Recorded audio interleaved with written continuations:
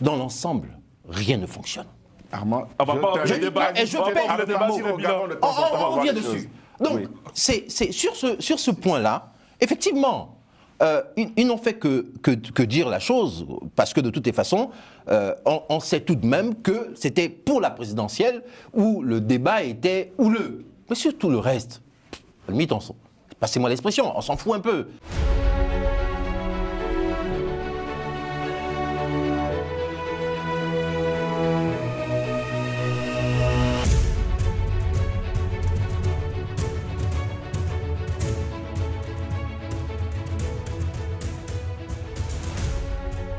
Bonsoir à tous. Quelles sont les innovations du code électoral adopté par les parlementaires? Assure-t-il plus de transparence dans le processus électoral? Pour en parler, je reçois Armand Mouedi, vice-président du PUR. Bonsoir. Bonsoir. Et Cyril Ona, coordonnateur général du mouvement Éveil. Bonsoir Cyril. Bonsoir et merci pour l'invitation. Les 383 articles du code électoral ont été examinés en 10 jours, un délai resserré qui a suscité une levée de bouclier au sein de la classe politique gabonaise qui dénonce une réforme électorale conduite, je cite, de manière précipitée et non inclusive. D'autres même parlent d'un déni manifeste de la démocratie. Partagez ces propos-là, Cyril. Ah bah du tout, du tout. Du tout. Moi, je pense que quoi qu'on fasse dans ce pays-là, il y en a toujours qui ont quelque chose à redire. Voilà un processus électoral qui a été entamé depuis le coup de libération du 30 août 2023. Nous sommes dans un processus clair avec un chronogramme clairement énoncé. Les délais sont respectés. Je ne sais pas ce que certains veulent en fait, finalement. Nous avons un code électoral qui répond aux attentes des Gabonais. On reviendra sur le fond. Oui. Mais sur la forme, désormais, 10 jours pour examiner, c'est pas court. 10 jours, vous avez 2 chambres du Parlement. Vous avez l'Assemblée nationale, vous avez le Sénat. Les deux ont été réunis en session extraordinaire. 10 jours, c'est suffisant. Armand. Moi, déjà, je tiens à vous remercier de nous avoir permis, de nous avoir invités à cette table pour pouvoir débattre d'un principe fondateur de la démocratie qui est le code électoral, sachant que le code électoral, c'est quand même un ensemble de règles qui régissent l'élection. Donc, pour moi, en 10 jours, c'est de l'amateurisme. Donc après, on en discutera. Mais je vois déjà mon frère en train de faire l'éloge de cette façon de faire. Je suis surpris, mais bon, avec l'état d'esprit du CTRI, on n'est pas surpris en réalité de comment les choses se font et ainsi de suite. Il court, je ne sais pas pourquoi. Mais le processus a quand même abouti, on a pu avoir le code électoral, donc malgré ça, les parlementaires ont travaillé. Donc, absolument, absolument. Moi, je pense que c'est un pas de géant que nous venons de faire vers le processus, ou du moins du retour tant souhaité à l'ordre constitutionnel.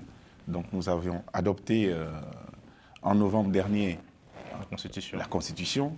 Nous avons désormais une loi organique qui faisait un code électoral en République gabonaise. Maintenant, on va fixer les échéances à venir, qui sont les élections. Et on va revenir à l'ordre constitutionnel, tel que voulu et souhaité par l'ensemble de la classe politique gabonaise et les populations. Je crois quand même qu'il faut mettre les choses dans leur contexte. Le 23 août, je ne vais pas le rappeler ici, le 23 août 2023, le Gabon a vécu un coup d'État militaire. Et ce coup d'État militaire a pris l'ensemble des institutions entre ses mains. Aujourd'hui, l'ensemble des institutions sont entre les mains du CTRI. Donc, je pense que c'est légitime aujourd'hui de se poser la question, quelle est la légalité, quelle est l'équité, quelle est la transparence en réalité qu'on attend de ce système, puisque c'est un système qui est en même temps juge et partie. Donc, et l'expérience dernière du 16 novembre ne viendra pas démentir ce que je viens de dire. Donc, c'est franchement de la rigolade. On a encore de l'amateurisme. C'est quoi le bon délai, selon vous, pour examiner les dispositions du code électoral? Il fallait donner combien de temps? Non, mais écoutez, aujourd'hui, vous ne pouvez pas. Et ça, je suis désolé. En 1993, parce que c'est en 1993 qu'on met en place le code électoral. Entre 1993 et aujourd'hui, il y a eu plus de 30 modifications. La dernière en août dernier. Il y a tellement de choses à redire qu'on ne peut pas en 10 jours expédié. D'ailleurs, quand on voit le résultat, on se rend compte qu'ils ont beaucoup plus couru qu'autre chose. Certains parlent de chambre d'enregistrement du Parlement. On en parlera, mais je veux, vu qu'on n'a pas beaucoup de temps, mais quand vous regardez les points qui ont été mis en place... On verra sur les points tout à l'heure. Vous conviendrez avec moi qu'ils ont beaucoup plus couru qu'autre chose. Très bien, on va rentrer dans le détail puisque je sens que vous êtes bouillonné déjà. Ce nouveau code électoral permet il y a quand même de nombreuses innovations. On va s'attarder sur certains points. Il permet par exemple la participation aux élections des militaires et des magistrats à condition de se mettre en disponibilité. Quelle interprétation, Cyril, faites-vous de cette disposition, sachant que l'opposition appelait les militaires à rentrer dans les casernes? Bien sûr, la démocratie, c'est d'abord un choix personnel. Lorsque on est un citoyen, on est libre de s'engager en politique ou pas. Et moi, je pense que cette disposition, qui est spécifique quand même, il faut le reconnaître, au Gabon, permet à nos compatriotes, qui sont des citoyens avant tout, de pouvoir, n'est-ce pas, faire valoir leurs droits au niveau de la scène, sur la scène politique. Je pense que c'est une avancée majeure. C'est une avancée majeure. Ça ne sert à rien pour un militaire de rester dans les casernes et de temps en temps venir parler sur la place publique, prendre la parole dans l'expression politique. Là, on leur donne l'occasion de se soumettre au vote des populations. Parce qu'en réalité, la base de la politique, la souveraineté, s'acquiert par les populations. Si les populations sont d'accord, alors on est élu, on exerce son droit de vote. Voilà, moi, c'est l'avancée que moi je retiens. Une avancée de votre côté, Armand. Je vous vois sourire déjà. Non, mais quand j'écoute mon frère Cyril, j'ai l'impression qu'il dit des choses qu'il n'y croit pas. Je répète, on ne peut pas être juge et parti. Quand ils ont pris quand ils ont fait leur coup d'État. Coup de la libération, ce qui coup d'État. Non, jusqu'à preuve du contraire, c'est un coup d'État. Quand ils ont fait leur coup d'État, ils ont dit ceci, qu'ils vont restituer le pouvoir aux civils. Ce n'est pas Tartapian que je suis, ou mon frère Cyril qui l'a dit, ce sont eux qui l'ont dit. Bon, il y a plein de choses qui se sont passées, l'argent on a pris du goût à l'argent, on a maintenant des voitures, on a des maisons, on a des palais et compagnie. Donc aujourd'hui, on change tout. On se dit, bon, au final, donner le pouvoir à d'autres personnes, c'est plus à l'ordre du jour. On peut garder. C'est la raison pour laquelle le code électoral est façonné à leur image. De mettre en place l'article sur le fait que les militaires, les agents publics, les magistrats peuvent maintenant se porter candidats, mais c'est une aberration. Je précise à condition de se mettre en disponibilité. Mais écoutez, non, soyons sérieux. Ça veut dire que c'est soit on n'est pas en train de suivre c'est pas un film qu'on est en train de vivre. C'est la réalité. Et la réalité, heureusement pour les Gabonais, ou sinon pour ceux qui veulent bien, on a vu ce qui s'est passé pendant le référendum. Donc en réalité, on a un élément pour dire de la manière à laquelle ils ont organisé le référendum, le reste est une catastrophe. Parce qu'encore s'ils n'avaient pas organisé le référendum à cette façon, c'est-à-dire qu'en tripatouillant l'élection, en mettant en place 27 milliards au profit des candidats, des personnes qui disaient oui, en mettant en place tout ça, on devait dire, bon, laissons-leur faire. Mais sauf qu'ils nous ont déjà montré qu'ils ne sont pas impartials. Ils nous ont déjà montré qu'il n'y a aucune égalité. Donc on n'attend pas autre chose que ça, sauf à être fou. Parce que jusqu'à preuve du contraire, ils n'ont pas montré une volonté de faire les choses correctement. Et donc, Armand, pour vous, cette disposition permet... Mais c'est une disposition c'est pour le général Oligui. La disposition, elle est... Non, mais vous savez, je le dis et je le répète, mon frère ici, il le dit, mais il ne le pense pas. Vous savez, il y a un philosophe qui disait... La pensée atomise le flux continu de la... Sinon, le langage atomise le flux continu de la pensée. Et quand je écoute mon frère, j'ai l'impression que entre ce qu'il pense et ce qu'il dit, il y a eu des atomes, il y a eu des cassures. Il n'y a pas meilleur avocat que moi-même pour pouvoir m'exprimer. Il suffit de regarder mon frère, il n'y croit pas. Sincèrement, je suis de ceux qui sont admiratifs du travail qui est accompli par les militaires. Quel travail? Tout simplement, il faut toujours regarder d'où l'on vient. Quel travail? Et voir ce qui est fait et où on veut aller. Le Gabon, Cyril, quel travail? Que vous aviez dénoncé avec vos amis, Cyril, qui, pour la plupart, sont d'ailleurs au gouvernement aujourd'hui. Cyril, quel travail? On va laisser Le travail de réhabilitation. Déjà, la première mission, c'est la restauration des institutions. Lesquels? Ce travail-là, tu es un chef de projet, Armand. Oui. Tu as reçu un chronogramme clair de ce qu'ils vont faire. Et les moyens. Et les moyens. Oui. Et ils sont en train de faire ce qu'ils avaient promis au peuple gabonais, restaurer les institutions. Et comme je le disais, l'adoption de cette loi organique qui fait code électoral en République gabonaise nous fait avancer d'un pas de géant vers le retour à l'ordre constitutionnel dont nous souhaitons tous. Cyril, moi le premier. Cyril, je ne pense pas. Je ne fait pas du travail. Non, je ne pense pas qu'ils font du travail. Pour la petite histoire, nous ne sommes pas dessus. Je veux quand même terminer en disant que sur la candidature des militaires. Entre le 30 et aujourd'hui, il y a plus de 1650 milliards qui font partie de la dette. Ça dit qu'il y a une accumulation de 1600 milliards. Donc explique-moi quel est le travail qu'ils ont fait. Les hôpitaux sont toujours à un état catastrophique. Vous avez donné le pays aux Libanais. Donc dites-moi exactement ce que vous dites. Vous avez travaillé sur quoi? On revient sur la candidature. Non, mais il parle de travail. Donc je veux savoir, c'est quoi le travail que vous avez fait? Je suis tout à fait d'accord avec vous. Je pense que le débat, c'est sur la candidature des militaires. Mais il a parlé de travail. Et donc, on voulait juste faire une parenthèse sur le travail. On aura un débat sur les bilans lorsque on sera dans la campagne. Ceux qui vivent au pays sont mieux placés pour te faire le bilan du CTA. Monsieur, et tu l'auras entendu. On revient sur les avancées du code électoral. Mais c'est important quand même. Pour ce qui est de la candidature des militaires, moi j'insiste. Pour l'information, je signe que tout Gabonais qui dispose de cette loi civique doit pouvoir se présenter à une élection. Parce qu'en réalité, la base de la démocratie, c'est le peuple, la volonté du peuple. Et parlons maintenant. Mais c'est quoi pour vous la loi électorale? On parle maintenant des binationaux qui peuvent se présenter aux élections, sauf à l'élection présidentielle. Là, est-ce qu'il y a une avancée aussi? Parce qu'il y avait une restriction, je pense, dans le précédent code électoral. Absolument. Il faut saluer cette avancée. J'aimerais écouter Armand sur ce sujet-là. C'est la poudre de perlimpinpin, comme dirait l'autre. Sur l'élection présidentielle. Oui, les binationaux. Sur l'élection présidentielle, je dis bien sur l'élection présidentielle, cet article n'est pas à l'endroit, parce que de toutes les façons, sur l'élection présidentielle, les binationaux, c'est exclu. Sur l'élection présidentielle. Non, ça vous convient? Donc, non. Je ne fais que dire ce qui est écrit. Oui, que dans les binationaux peuvent solliciter le suffrage universel, sauf pour l'élection présidentielle. Exactement. Sur le reste, effectivement, je suis tout à fait d'accord. Je suis tout à fait d'accord. Non, vous savez, non, c'est bien. Nous sommes républicains.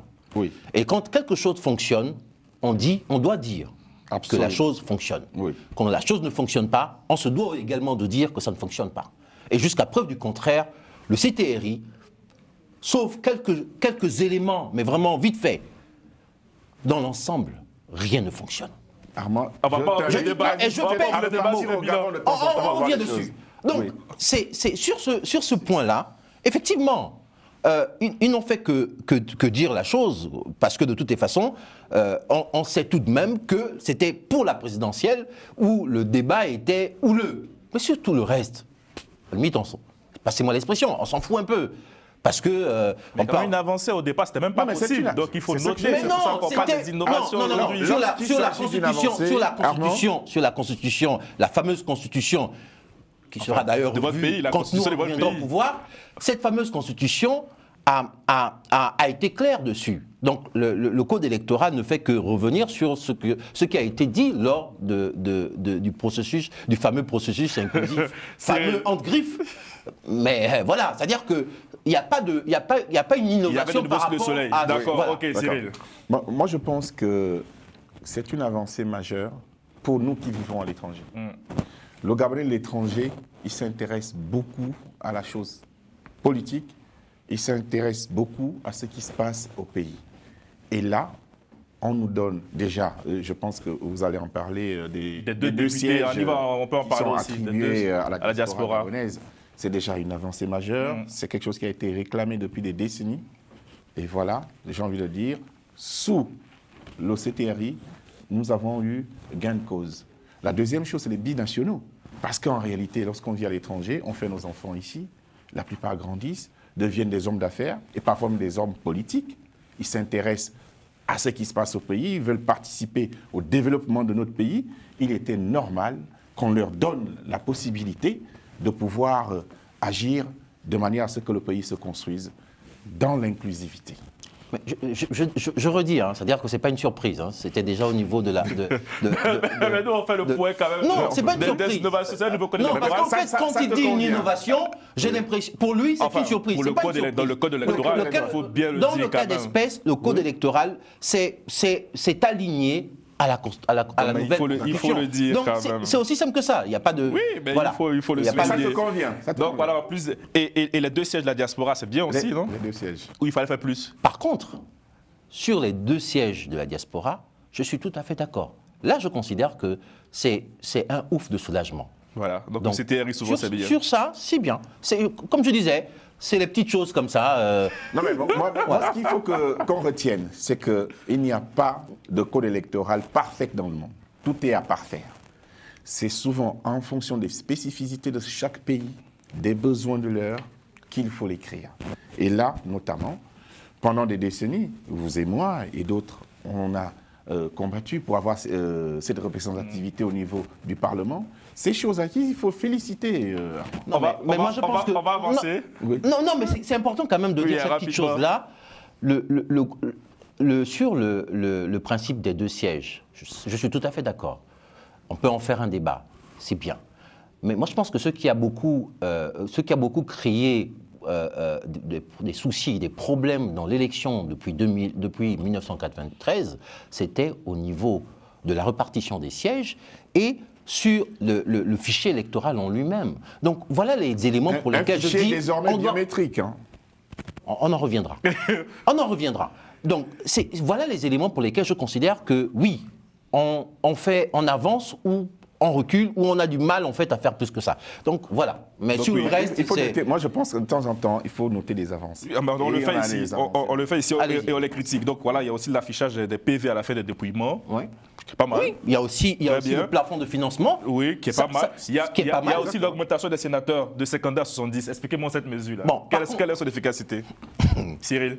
Allez-y, monsieur Cyril. Non, moi, sur le découpage électoral, sur le nombre de sénateurs, je veux dire, ni... De 52 à 70, quelle efficacité? Nous sommes parlementaires et nous n'avons pas encore eu le privilège, n'est-ce pas, de pouvoir participer à de tels débats. Moi, je pense...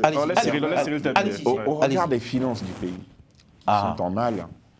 je pense il est redescendu. C'est très bien, Cyril. Il était inapproprié d'augmenter le nombre de sénateurs. C'est inapproprié. D'ailleurs, la plupart d'entre nous demandent même la suppression du Sénat. Donc, personnellement, je n'étais pas pour l'augmentation du nombre de sénateurs. Vous voyez, il suffit juste de bouger le manguier, vous avez des manques. Il faut nuancer quand même. C'est important.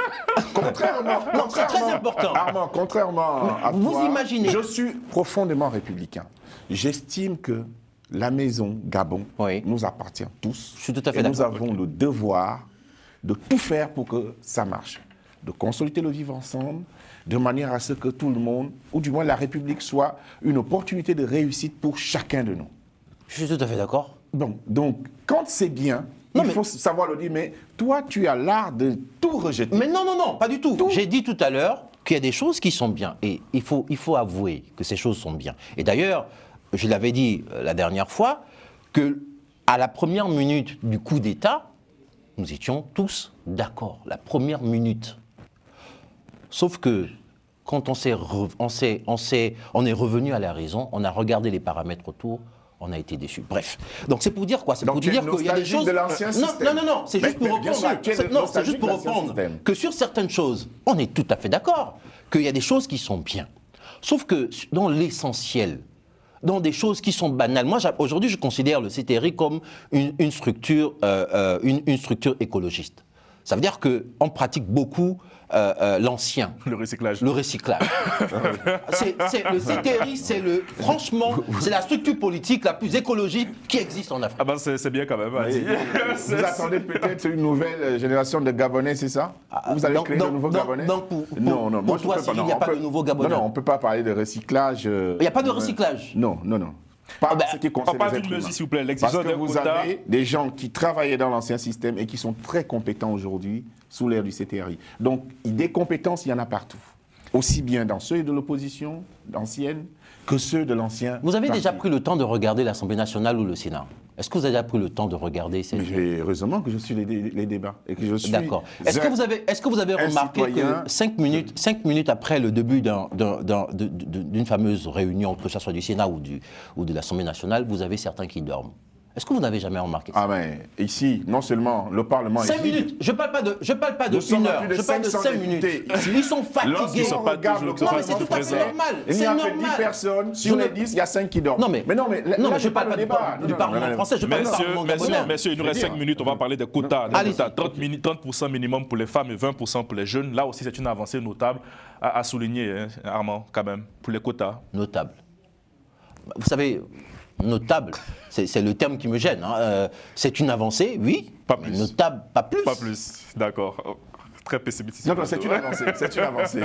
Non, notable, moi c'est le qualificatif derrière. Le plus de femmes possible et surtout une dose de jeunesse qui va C'est nous pas mal. apporter de C'est déjà un l'énergie pour début. que le La débat dernière politique- Mais question- j'aime bien une dose de jeunesse. La dernière question de notre débat, les élections sont annoncées selon certains de nos confrères pour le 22 mars prochain.